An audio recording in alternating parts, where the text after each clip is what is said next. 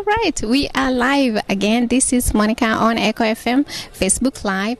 And today I do have the privilege of sitting here with Mr. Tanner, who is running for County Commissioner in Plano 2nd Precinct.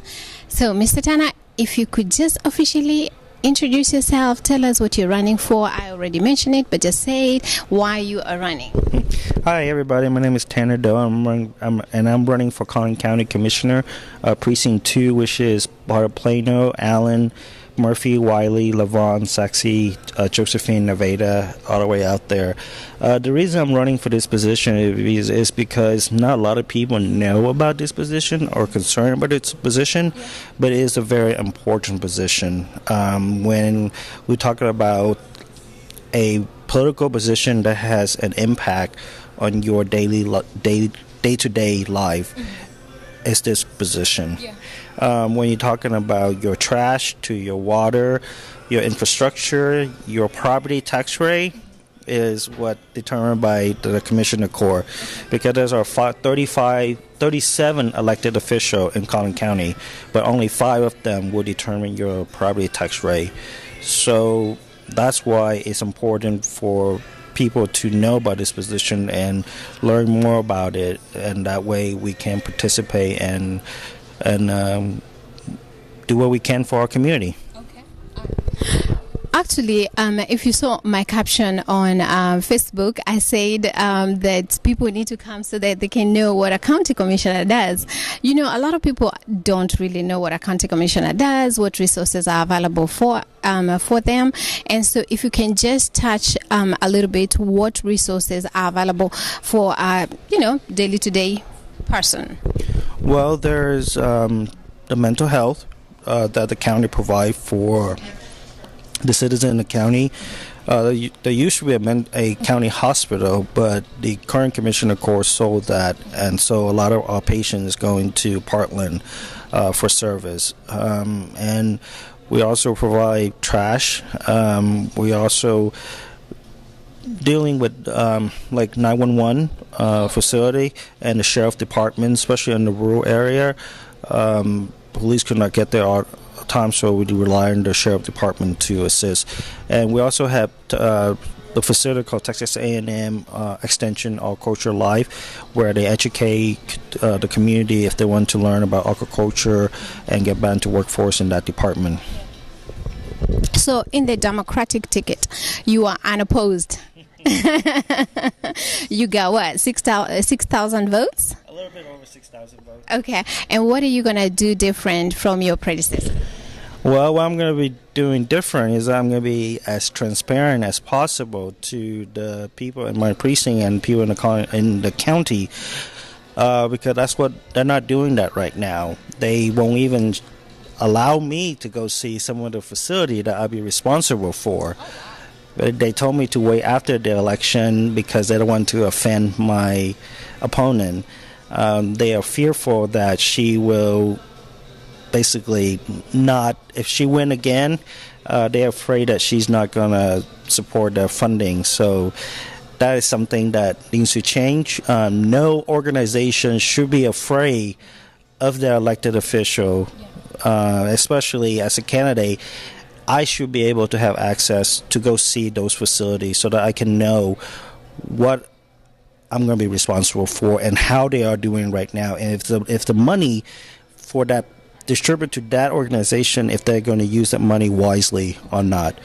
And so that's something that I would be doing differently.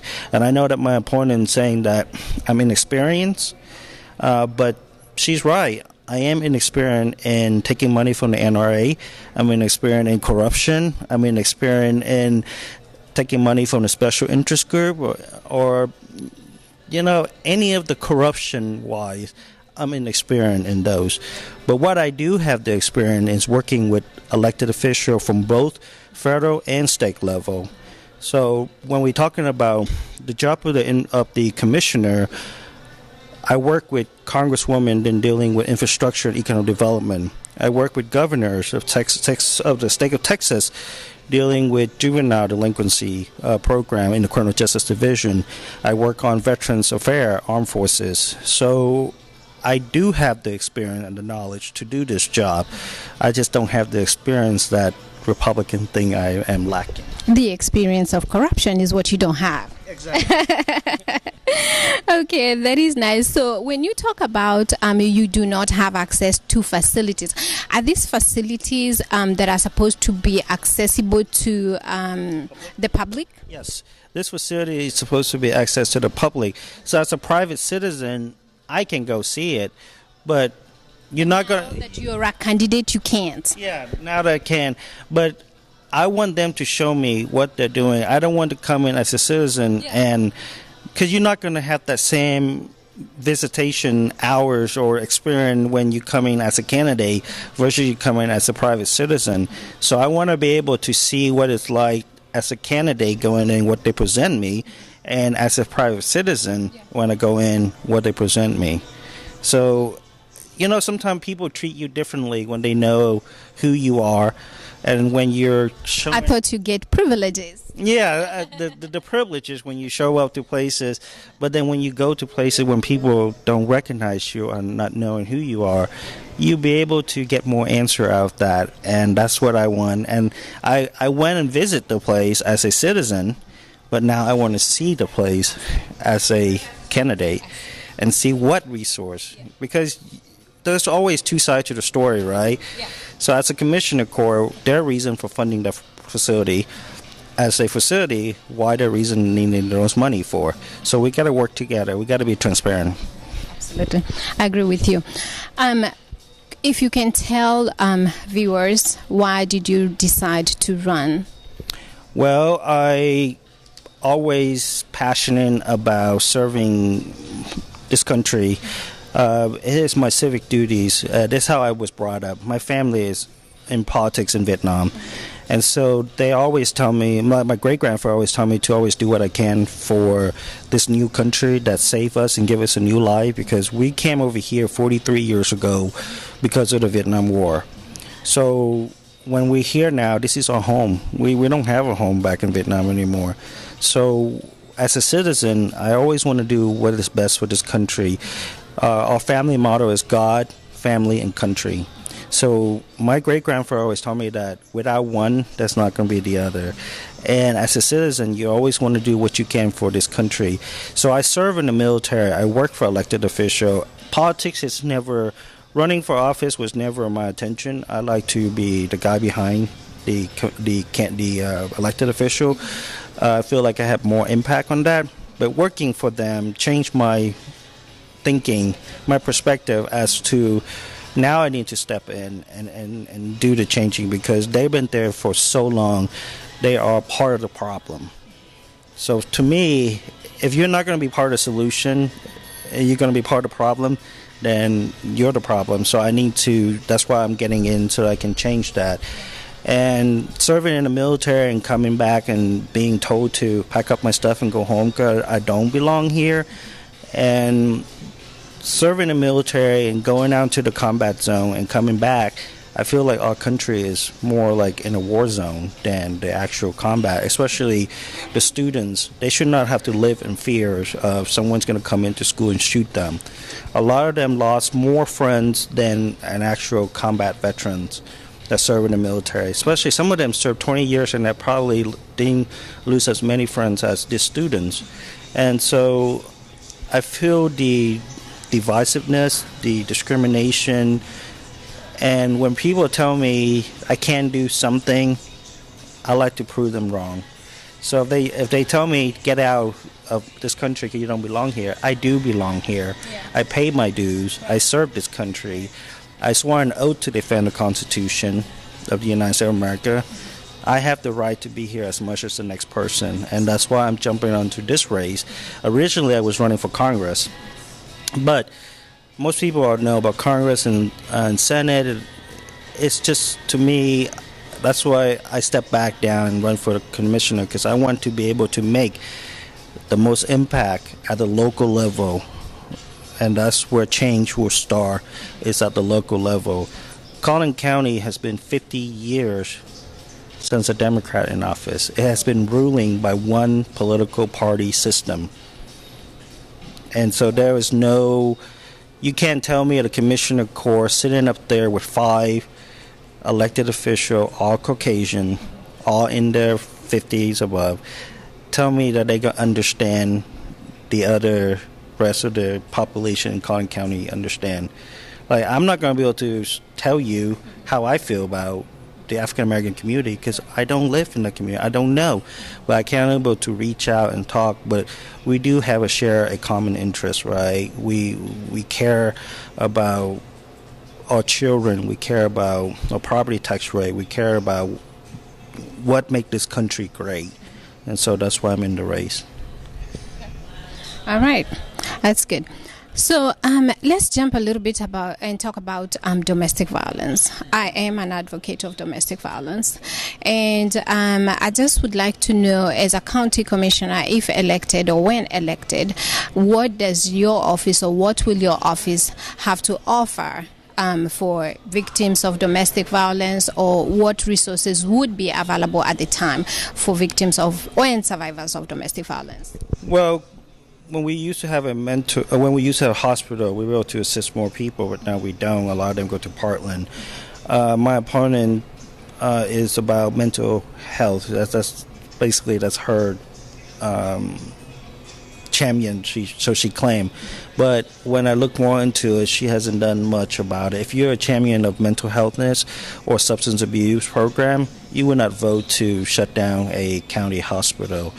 Right now, especially in the substance abuse program, the county only have 2 detox beds, 2, to serve 950,000 residents.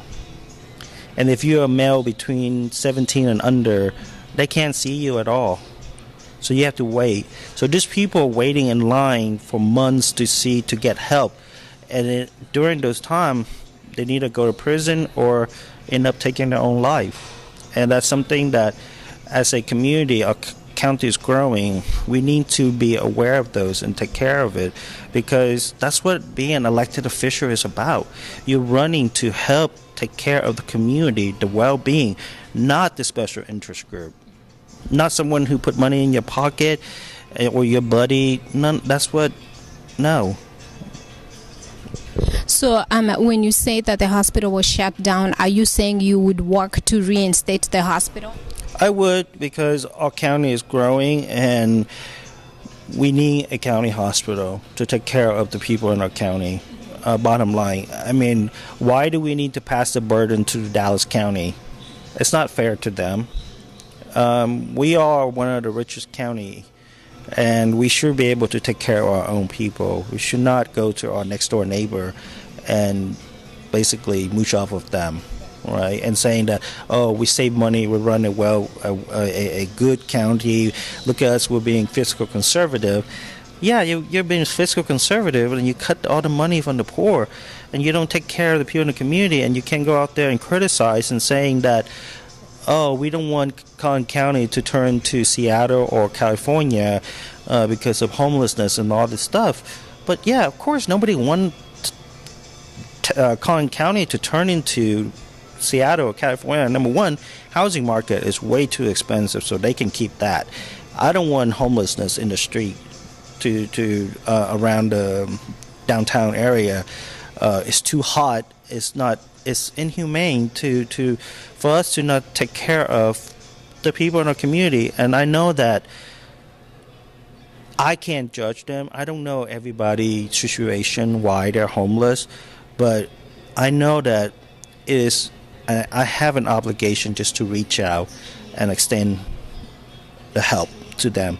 Wherever they want to do with that help, it's up to them. I can't hold their hand. I can't force it. But as long as I'm doing everything I can and give people a second chance to go back into to be a positive contribution to society, and I can go home and sleep at night peacefully, that's always mattered to me. When you talk about domestic violence, when my mother and I came over here in 91, a year later my mom got remarried. Her second husband was very abusive.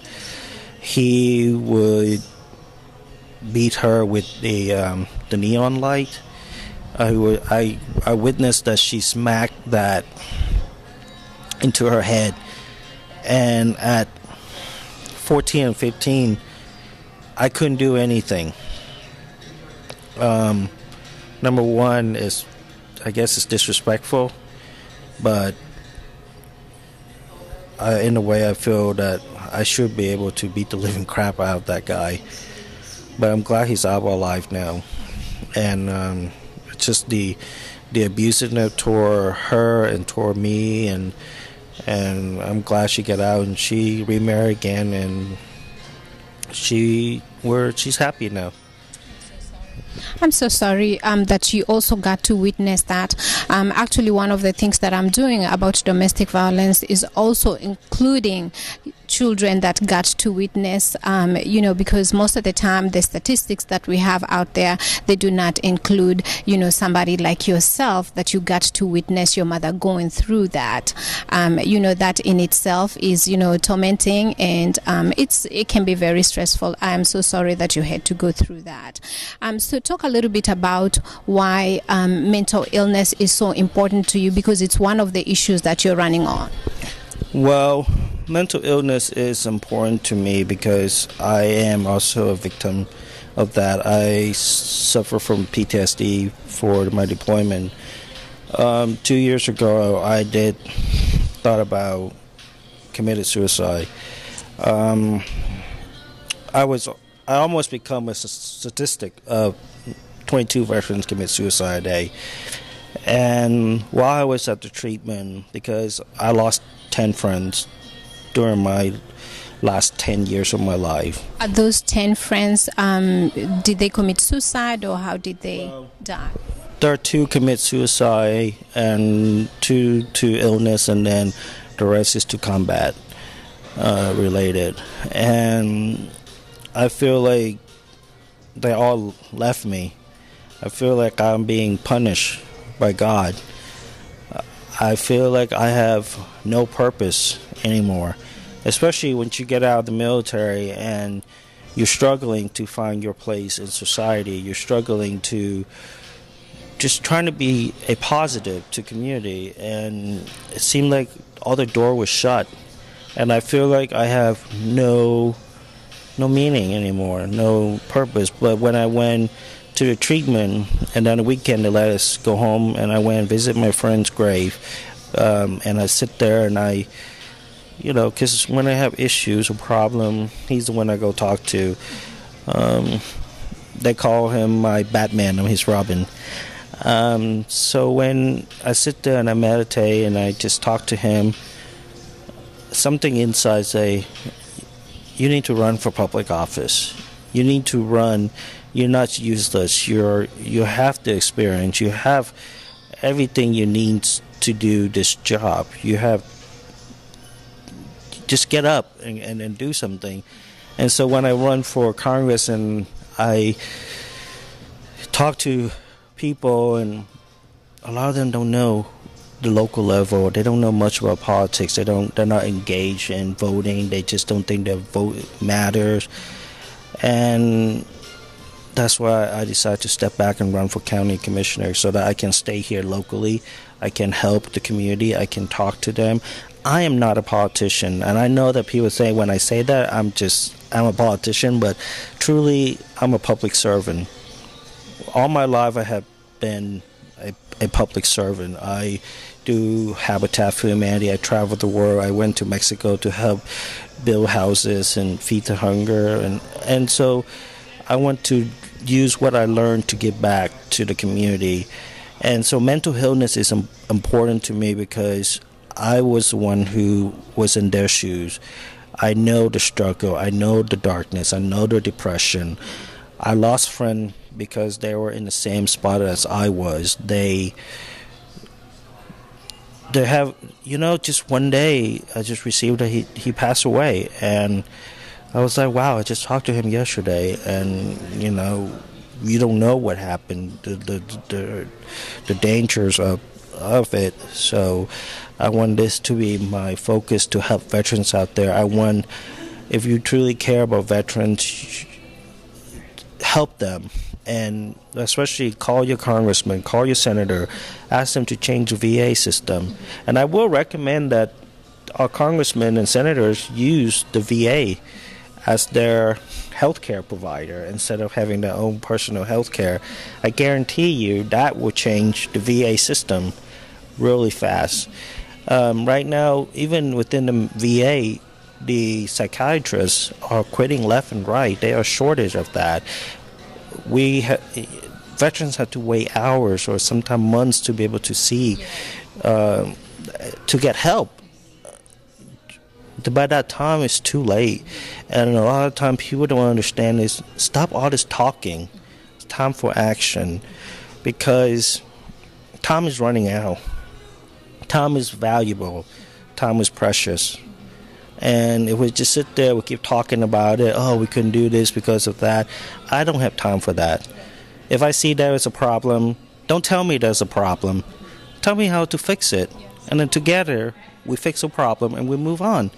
And that's how we can change this nation. There's no us versus them. It's no you're African American, I'm Asian. At the end of the day, when we die, your skeleton and mine all look exactly the same.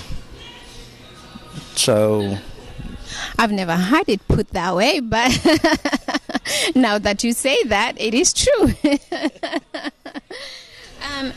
Actually, as you're talking about, mental illness, homelessness, Collin County, most people that are homeless, or let me just say some people that are homeless, it's probably because they also have mental illness, and I think as a society, people fail to recognize that. People fail to recognize mental illness, and some of those people are actually vets.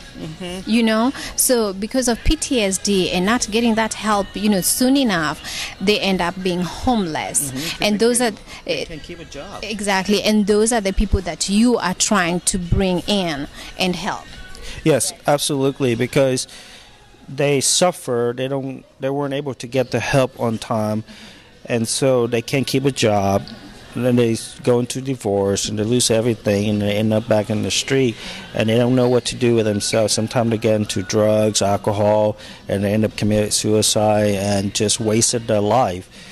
I mean, if we living is easy, but learning how to live is what's difficult. And sometimes not everybody has the same upbringing, but wherever goodness in us, we need to give back to our society. And that's how we are as a community. That's how we become a civilized nation, because we help one another. If you believe in God, any God, they all teach the same thing, right? Love thy neighbor as thyself. And so that's what my mission is. I'm not an expert in everything. I don't claim to know about everything, but I'm willing to listen. I'm willing to take in advice and learn the job. Okay. What is your view of, because you touched on a civilized nation, and I believe America is a civilized nation, but are we not so divided right now in America, and what is your take on immigration? We are divided. I'm an immigrant. We came to this country 43 years ago because of a war. We came over here homeless, right? We don't have a home. We don't have anything. Our family only have the clothing on our back, and that's about it. A lot of the Vietnamese community, people are escape Vietnam by boat. They lose everything. If sometimes their family member.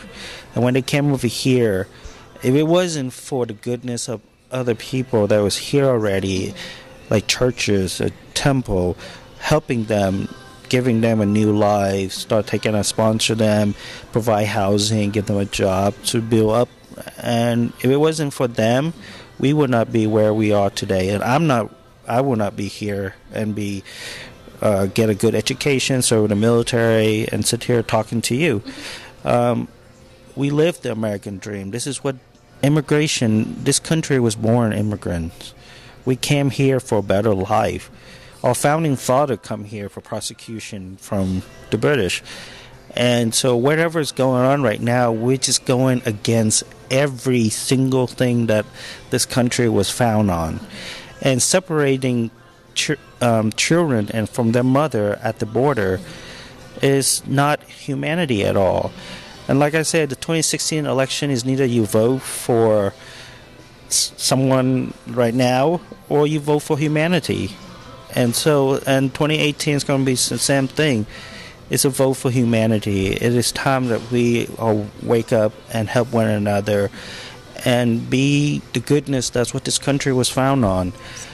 Those children, they're going to be suffering from mental illness at some point, right? Yeah. They get separated from their family. They're young. They're young enough that they will remember. They will become hatred toward the United States, and that's how we create a monster. And if we can prevent that, why are we not? I mean, there's a lot of time I feel like they want to talk about being fiscal conservative, responsible government, and all that, but you creating all this mess. And when that becomes a problem, you pass the blame to the other party. That's not how it works. Take responsibility for your own action. And that's all. And I wish within my power I can do something about the children that was been separated from their mother, because if I was there, I'd probably be in prison. I can imagine that. So, County Commissioner Tanner, is your office going to be accessible, or once you become the commissioner, is just like, talk to my secretary? No, I'm going to be accessible. That's what I'm running my campaign. Like, I'm going to, like, if you want to talk to me, you come and talk to me. I don't want you to go to my secretary or my campaign manager and all those. It's just not who I am. I don't like traveling in group. I don't like someone who's going to be taking note for me. I don't like any of that. I am capable of doing things my own. And if a concerned citizen want to come and talk to me, they give me a call, and I go have coffee and talk to them. I'm not one of those who, once you get elected, you become this big guy. You're going to forget your community. Yeah. No. What I learned in the military is my colonel and my sergeant major always tell me, when it's time for promotion, and he was like, it's not about the rank that you wear in front of you. It's about the responsibility that you will inherit with that job. What can you do with that? Everybody can wear that rank. It came off by the end of the day, but the title, commissioner or Senate or Congress, is just a title. But what you can do, what you are as a person doing with the job that you're in, within your authority and power to help the community, is what it matters to me. I'm an immigrant, just like you are. To some extent, immigrants tend not to vote, and I'm guilty of it. I never used to vote midterm elections, especially sometimes I didn't even know it was going on. We assume, or I don't know, for some reason we just don't. How do you get immigrants, and how important is actually this midterm election, but how do you bring immigrants to vote? Because this is really important for, everybody to vote, actually. Well, I understand where they're coming from, because a lot of the family that coming over here, especially immigrants family, they're too busy working and creating a new life in this country. Just working, no time to vote? This early voting? No. I'm just saying they're working and they take care of kids. Life gets go on, and a lot of time the English barrier has a lot to do with it too, and that they don't understand the voting process, or they fearful that if they show up, they don't understand people speaking English to them, and that's deter them away from voting. But the thing is that if they don't understand English, they can go to the poll voting. They can have an interpreter there with them, translate what it needs to help them vote. It is within the law for them to do that. And what a lot of them don't understand, because I feel like, especially in the Vietnamese community, that people are focusing on, this is not their home. They're just here for a job. But this is our home. We have to make a footprint in this country. We came here for a reason. And if you see what's going on in our political system, you see what's going on in this country, if you don't go out there and exercise your right to vote, then that is your one right that soldiers die to defend, right? To give you that power. You had, like back in Kenya, do you have that right? Absolutely. But does it count? It does count, yes. Okay. So when you're over there, do you go vote? I actually came to America when I was too young to vote. I have voted every year that I've had the privilege to vote. The only time that I have not been voting is the midterm elections. But the general elections, I have always voted. This year was my first year to actually vote on the midterm elections. So that's awesome. That's awesome. We need more people to come around and vote in the midterm election because it's very important that they show up this time around. And another thing is, people in Vietnam right now are under a communist regime. The government control will do everything for them. Right now, the government are leasing a couple of property in Vietnam, some of the main prime real estate, to China for 99 years. You might as well sell your country to them when you do that. And so the people are upset about it, and they don't want China to move into Vietnam or lease, or because 99 years, that's a few generations that could grow up and change the landscape of Vietnam, and they don't want that. But they're protesting. They got beat up, and even some of the Vietnamese American that came back to Vietnam to do the protest, and they are in prison right now and got beat up. But our political leaders just sit quiet about it, and I will encourage them to reach out and assist those people. And so when I look at them being beat up, put in prison, protest, even Vietnamese here are protesting, but none of that gonna do you any good if you don't go out there and vote. If you don't go out there and put a person that will speak for you to represent you and be the voice for the community, then you're out there protesting mean nothing, because the communists are not going to hear you. They're too busy taking in bribe money. And so if you want change, it starts with you. And your right to vote is so crucial that you can't complain about what's going on in this country if you don't vote, right? Yeah. You can sit there and at the dinner table and talk about politics and how much of an expert you can be, but if you don't apply, it's just like in school, right? If you can study the book, but if you don't know how to apply it in real life, it's not going to do you any good. So we got to encourage people to go out and vote. We got to tell people that as a politician, I only have one vote. To change, to vote for, let's say, healthcare, right? Yeah. To vote yes or no in healthcare. So if they vote no, then you will lose your healthcare. As a citizen, you get your one vote to put that corrupt politician in office or to take him out. And when we talk about we want term limit, yeah, I will highly encourage term limits. I do believe in that, because I don't believe in one person should be in power for 30 years.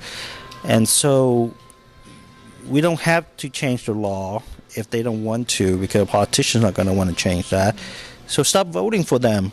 Voting for the new blood coming in. Like the current commissioner judge right now, this is his third term, and he decided not to run anymore because he said 12 years is enough. So he wanted someone else to take over, which is very admirable for him to do that. I don't know what the future holds for him, but that is something that I would do as an elected official too. My opponent has been 2 terms already. 8 years is a long time. I don't want to be in that seat forever. So I just want to come in, be able to do what I can to make the impact for the community, and then move on. So I will encourage everybody, if you don't think that your vote matters, it does. Especially in the midterm and a local level. And most people misunderstand is that, because the presidential election, that the electoral college decide the president. Yes, the electoral college decide the president, but every position below the president decided by the voters. And I think that's what they don't understand. All right, and how can listeners or anybody that wants to vote for you reach out to you, or can you give your website, your Facebook page, all that good stuff? Well, please like me on my Facebook page. It's DO4 Collin, COLLIN, or visit my website at www.tannerdo.com, or you can email me at tannertdo@gmail.com. All right, Mr. Tanner, thank you so much for your time. And everybody, that's Mr. Tanner running for County Commissioner in Plano. Is it Plano or Collin County? It's Collin County, but it's County. Plano, Richardson, other city around Wiley Murphy. All right. Thank you so much for joining us. Until next time, bye-bye. Bye-bye.